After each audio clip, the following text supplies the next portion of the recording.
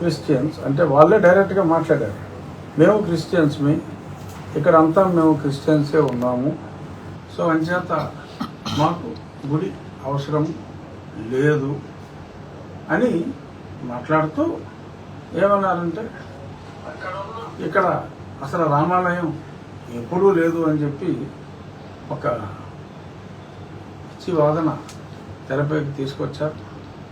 నేను మొన్ననే చెప్పా ప్రెస్ మీట్లో 1932 ఆర్ఎస్ఆర్లో చాలా స్పష్టంగా అక్కడ గుడి అని ఉంది. తరువాత 1992 నుంచి నాకు ఎలక్ట్రిసిటీ బిల్స్ దొరికినాయి. ఎలక్ట్రిసిటీ ఆఫీస్లో వెరిఫై చేశాను. రామాలయము అనే పేరు మీదే కంటిన్యూస్గా ఇన్వాయిస్లు రేజ్ చేయటం, రామాలయంకి సంబంధించి అక్కడ నడిమి ఇంటి పేరుతో మరి ఉన్నవారే అక్కడున్న ఆర్యవైశ్యులే. ఆ బిల్స్ ప్రకారం 92 నుంచి వారే రామాలయం పేరు మీదే కరెంటు బిల్స్ అన్నీ కూడా పే చేశారు. డాక్యుమెంట్లో కూడా రామాలయం అని చెప్పి చాలా స్పష్టంగా ఉంది. మరి బిల్లులన్నీ రామాలయం పేరు మీద ఎలక్ట్రిసిటీ బోర్డు రేజ్ చేసి మరి ఆర్ఎస్ఆర్ రిజిస్టర్లో ఆ రకంగా ఉండి మరి ఆ టైంలో ఆ ప్రాంతంలో దానికి చుట్టుపక్కల ఏదన్నా స్థలాలు రిజిస్ట్రేషన్ అయితే ఉత్తరం ఉంటే ఉత్తరం, దక్షిణం ఉంటే దక్షిణం, ఆ అవతల లాంటి సరిహద్దును బట్టి ఇక్కడ ఉన్నది రామాలయము అని చెప్పి అతి స్పష్టంగా కూడా ఆ మెన్షన్ చేసిన తర్వాత మేము పందిని కోసాం, మా పూర్వీకులు ఇంకేదో చేశారు, నా ప్రేమ మీద ఏదో పేరు ఉంది. ప్రతి దేవాలయం పాత దేవాలయాలన్నింటిలో ఆ రోజుల్లో నాప్రాయ వేసినప్పుడు ఏ రాయి కంట్రిబ్యూట్ చేసిన వాళ్ళు వారి పేరు రాసుకోవటం అనేది రివాజు. సో ఆ రకంగా వారి పేరు రాసుకున్నారు. ఆ పేర్లు కూడా వాళ్ళు చదివిన పేర్లు కూడా వెంకటేశ్వరరావు, రామయ్య ఇలాగే ఉన్నాయి పేర్లు. అది గొంతెమ్మ గుడి అసలు రామాలయం కాదు, మీరు ఎక్కడో చెడిపోయిన విగ్రహాలు తీసుకొచ్చి అక్కడ పెట్టారు అంతే తప్ప కరెంటు బిల్లు కట్టేస్తే మీ గుడి మీద అయిపోతుందా అని వాళ్ళు ప్రశ్నిస్తున్నారు సార్. ఏం చేస్తే గుడి అదవుతుంది అంటే ఏం చేస్తే గుడి చర్చ అయిపోతుంది? అది చర్చ అంటున్నారా? గొంతెమ్మ అంటే ఎవరు? ఓ దేవతేనండి ఆవిడ. Mother Maria? కాదండి. కాదు కదా, హిందూ దేవతేనండి. పోనీ గొంతెమ్మ వరకు ఒప్పుకున్నారు. నిన్న హర్ష్ కుమార్ గారు కూడా మాట్లాడేటప్పుడు కూడా అదే మాట్లాడారు సార్. గొంతెమ్మ హర్ష కుమార్ గారు ఏమి అది మా మదర్ మేరీదో లేకపోతే జీసస్ క్రైస్ట్దో అని అనలేదు కదా. గొంతెమ్మ హిందూ దేవత అని అనొచ్చు. సరే, అక్కడ రామాలయం ఉన్నదన్నది నిజం, నమ్మకమే కాదు నిజం. దానికి డాక్యుమెంట్లే సాక్ష్యం. సో మరంత స్పష్టంగా ఉంది. అక్కడున్న ప్రజలు కూడా మాకు రామాలయం ఉన్న స్థలంలో రామాలయమే కావాలి అని చెప్పి కోరుకున్నారు. సో దానికి నేను ఒక చక్కటి ప్రణాళికతో ఒక ఆకివీళ్ళలో ఉన్నవారే కాదు ప్రజలందరి సహకారంతో 100 రూపాయలకు తగ్గకుండా 10,000 రూపాయలకి దాటకుండా ఎవరిచ్చినా 10,000 లోపే, ఎందుకంటే ఎక్కువ మంది పార్టిసిపేషన్ ఉండే విధంగా అక్కడ దేవాలయం నిర్మించడానికి సంకల్పించాం. ఇది ఇక్కడ ఇష్యూ. అక్కడ రాజమండ్రిలో ఉన్నవారి గొంతెమ్మ కోరికలు, సస్పెన్షన్లో ఉన్నవారి గొంతెమ్మ కోరికలు తీర్చడానికి ఇక్కడ మేము లేము. అక్కడ ఉన్నవారు కూడా నేను వెరిఫై చేశా, స్కూల్ రికార్డ్స్ వెరిఫై చేశాను. ఆ ప్రాంతంలో ఉన్న పిల్లలు చదువుకుంటాం కూడా మరి వాళ్ళ స్కూల్ సర్టిఫికేట్స్ అన్నీ కూడా ఎస్సీ హిందూ అనే ఉన్నాయి తప్ప క్రిస్టియన్ అని లేదు. ఎవరో ఫాదర్ వచ్చి ఇక్కడ అందరూ క్రిస్టియన్లు అని చెప్పి నోటి మాటగా చెప్పారు, కానీ అక్కడ హిందువులే ఎక్కువగా ఉన్నారు. ఇది డాక్యుమెంట్ ప్రకారం చూస్తే మరి అక్కడ క్రిస్టియన్లు చాలా తక్కువ మంది ఉన్నారు, ఎక్కువ మంది హిందువులే ఉన్నారు. మరి సర్టిఫికెట్లో హిందూ అని చెప్పి ఉంటే హిందూ కాదని ఎలా అంటారు? హిందూ కాదు అని అంటే సర్టిఫికెట్ రద్దు అవుతుంది, అంతే కదా. బట్ హిందూ కాదు అని ఎవరో సర్టిఫికెట్ బేసిస్, సర్టిఫికెట్లన్నీ స్పష్టంగా హిందూ అనే ఉన్నాయి. సో వారు రాముని ఆరాధన కొంతమంది హిందువులు ఆరాధించడం మానేస్తే మానేసి ఉండొచ్చు, దాన్ని మనం ఏం చేస్తాం? గుడి ఆరాధించేవారు కోరుకుంటున్నారు, ఆరాధించేవారే గుడికి వెళ్ళి రాముని ఆరాధన చేస్తారు. ఆరాధించిన వారిని ఎవరో బలవంతం పెట్టలేరు కదా.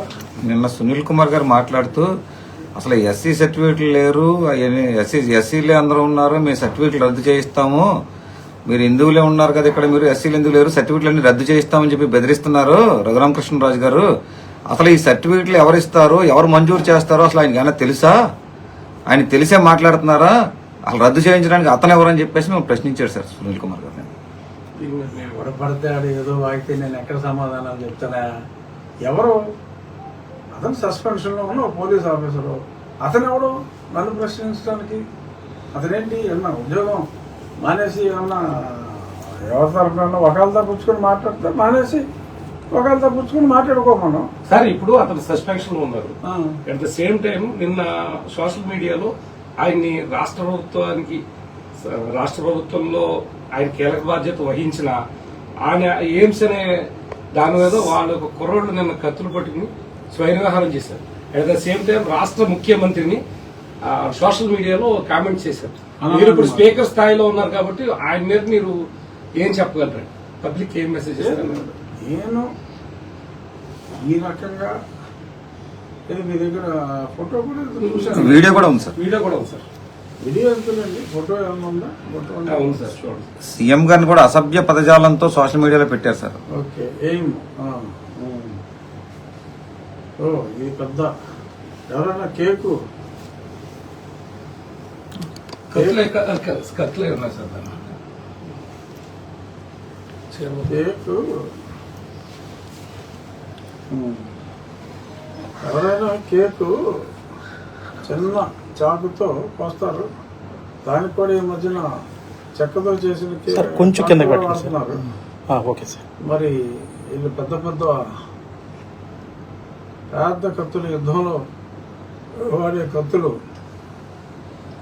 మరి ఏం సభ్యులు అదే కాదు సార్, నిన్న ఒక జాతీయ రహదారి మీద కూడా ఆయన పేరు చెప్పి ఆయన అన్యాయులు కత్తులతో రాస్తారోకి వచ్చేసి వీడియో చేసి పెట్టారు సార్. ఇది ఫస్ట్ ఉంది, ఆ పైన ఉన్నది ఫోటో. అది అడ్డొచ్చింది సార్. ఈ మూతులు ఎలా చదువుతారు? ఇది మూసా, ఇది ఎవరో ఆయన భక్తులు జి గణేష్ నన్ను పెట్టడం జరిగింది. చాలా చాలా అసభ్యంగా చదవలేని పదజాలం, చదవలేని పదజాలంతో గౌరవ ముఖ్యమంత్రి గారిని మరి వాళ్ళు మాట్లాడటం జరిగింది. సో ఈ రకంగా మరి ఒకటేంటంటే కొందరు వెలుపుచ్చిన అభిప్రాయం, సందీప్ రాలాపన, మరి రేపు మాపు అరెస్ట్ తప్పదేమో, ఆల్రెడీ రకరకాలుగా మరి అతను బెదిరిస్తున్నాడు.